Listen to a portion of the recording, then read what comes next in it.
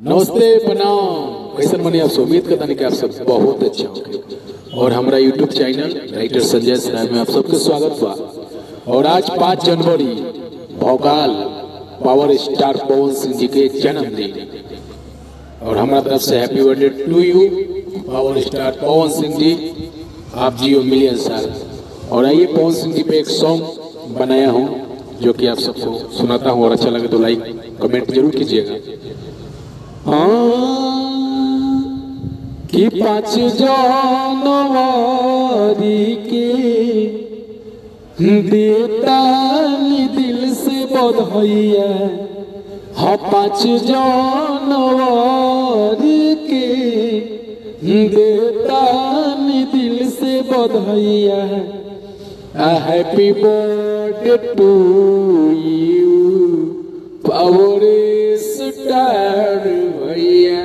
Happy birthday to you power star भैया।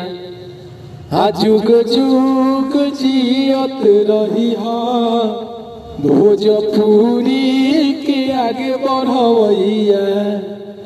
Happy birthday to you power star भैया। अंतरा है सुन लीजिए कि कबो नहीं छूटी तो हनी दोनों जने के यारी। केक कटी हो मिल के पवन भैया खेसारी। हाँ हाँ कि कबो नहीं टूटी तो हनी दोनों के यारी। केक कटी हो भैया सुनील पवन खेसारी। रे तबानी भैया सबसे बढ़ गवैया।